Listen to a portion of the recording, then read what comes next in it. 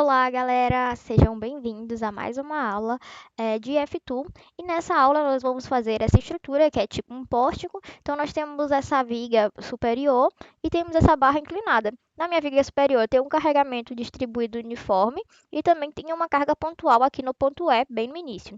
Na minha barra inclinada, bem no seu meio, eu tenho esse momento sendo aplicado. E aí nós vamos colocar essa estrutura no F2. Então, vamos para o programa. Como sempre, de início, ativo o grid e ativo o snap. Para facilitar, eu vou começar a partir da minha origem. Isso porque, caso eu for utilizar o modo teclado, vai ficar muito mais fácil para mim, para eu poder me situar, né? Para colocar essa barra inclinada e esse ponto aqui também. Então, vou minimizar aqui. Então, vou partir aqui da minha origem.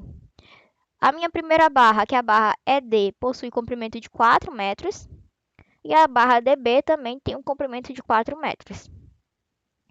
Para criar minha barra inclinada, eu posso utilizar o modo teclado ou eu posso utilizar as barras auxiliares.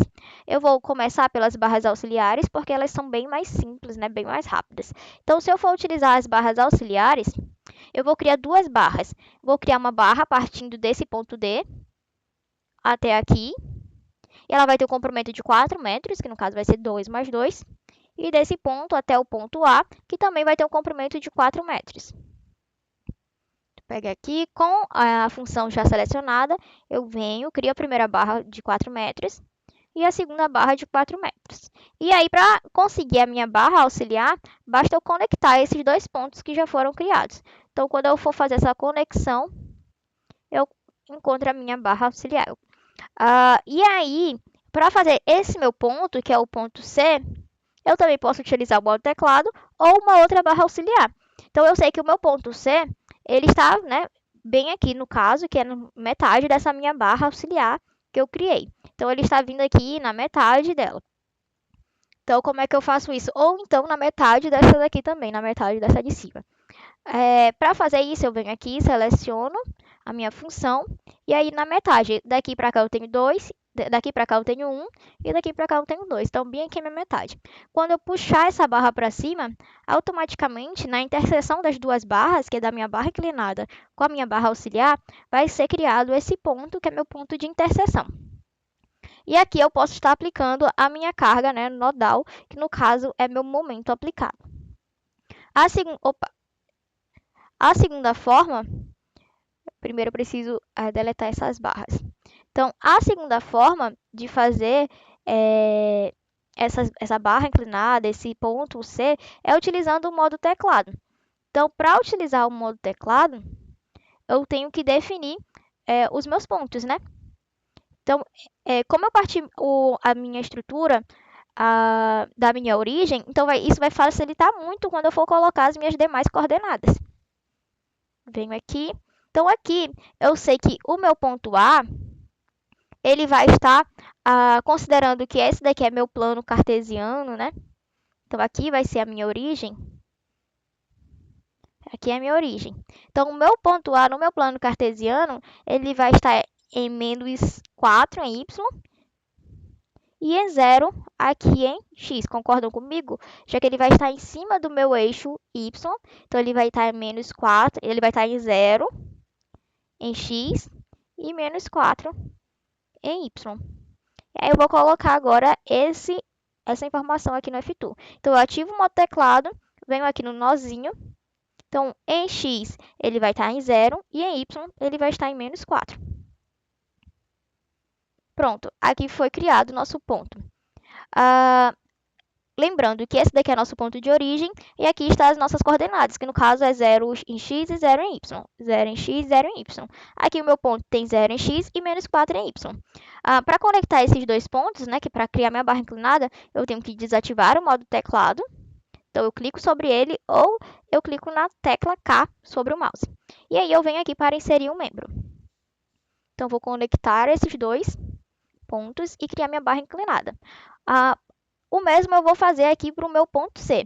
Então, o meu ponto C, considerando o meu plano cartesiano, eu sei que ele vai estar aqui, ó, em x, ele vai estar distante da minha origem 2 metros positivos.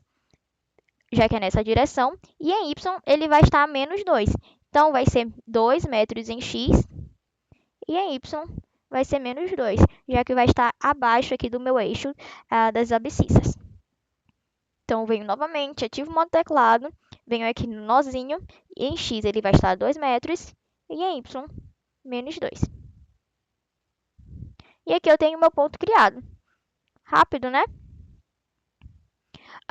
E agora eu posso colocar os meus carregamentos, pessoal, já que eu tenho toda a minha estrutura criada. Então, vou apagar aqui. E aí, eu vou começar pelo meu carregamento aqui distribuído. Esse carregamento é aplicado somente nessa viga superior e tem essa magnitude de 2 toneladas por metro. Então, vou vir aqui, e aí é um carregamento distribuído uniforme, não tem variação ao longo do comprimento, né? E vou criar um novo arquivo. Então, eu tenho que criar um novo arquivo, eu vou colocar o nome dele de distribuído. Distribuído. Opa, cancelei. Vou botar só Done. O valor do meu carregamento é de 2 toneladas por metro. E aqui está em quilonewton por metro. Então, vou alterar aqui, units and number. A força, tonelada. Momento, tonelada. Carga distribuída, tonelada também. E o valor, como está no meu eixo vertical, de cima para baixo, então é somente no meu eixo aqui, né, de Y. Sendo, no caso, menos 2 toneladas por metro. Seleciono meus elementos. Então, seleciono o primeiro elemento com a tecla Shift, seleciono o segundo elemento e aplico o meu carregamento criado. Aqui no ponto E, que é esse ponto inicial, eu também tenho uma carga aplicada, uma carga pontual.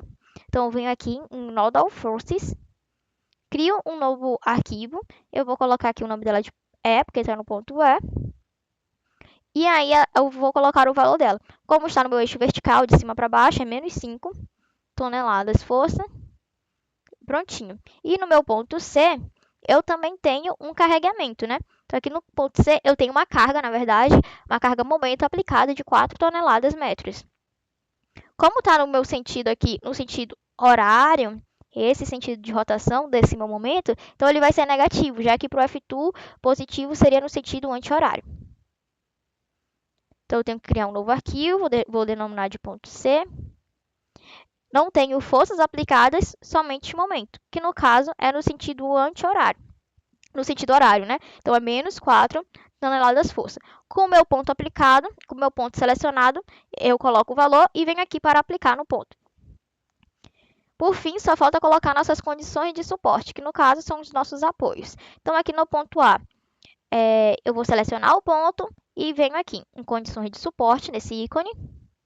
E no meu ponto A, eu tenho apoio de segundo gênero. Então, vou restringir o movimento tanto em Y quanto em X. E no ponto B, tenho um apoio apenas de primeiro gênero, que vai restringir o movimento somente em Y, beleza? Então, no ponto A, restringir o movimento tanto em X quanto em Y. E no ponto B, somente em Y. Vou deixar livre aqui em X. Pronto, pessoal. Aqui está a nossa estrutura já criada. Vamos verificar agora se as suas medidas, né, estão conforme a questão. Então, vou desativar o modo teclado, tenho que clicar novamente sobre ele e venho aqui que é para inserir o meu elemento de dimensão. Vou começar a colocar aqui as cotas, então daqui para cá. São sempre 2 cliques, são sempre 3 cliques. Vou aqui de novo. O primeiro clique é o início do meu elemento, o segundo, o final do meu elemento, e o terceiro é a distância dessa minha cota do meu elemento. Então, vou colocar para cá, para baixo. Vou fazer o mesmo aqui. Então, daqui para cá. Tem que dar 2 metros. Daqui para cá também 2 metros.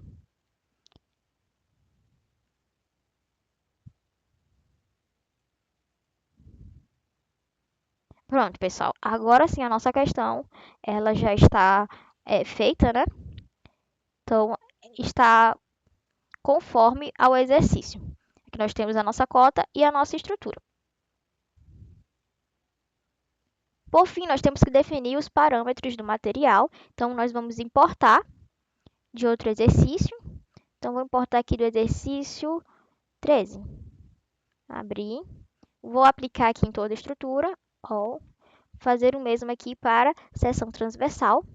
Então, vem aqui em seção transversal. Eu só consigo visualizar os diagramas se eu definir, né, o parâmetro do material e a minha seção transversal. Então, vem seção transversal. Também vou importar de outro exercício, porque nós já fizemos anteriormente. E vou aplicar em tudo. Venho aqui no botãozinho, vou colocar esse que é o exercício 14. Salvar. E eu consigo visualizar agora meus diagramas. Esse daqui é meu diagrama de esforço axial. Então, tá bem poluído aqui, né? Por conta das cotas, eu vou dar um ESC para sair dos diagramas. E agora eu vou deletar. Seleciono todas as cotas e venho aqui no botão de Delete para deletar. Ou eu posso vir aqui ao lado. Opa, deixa eu ver aqui se dá para voltar. Pronto.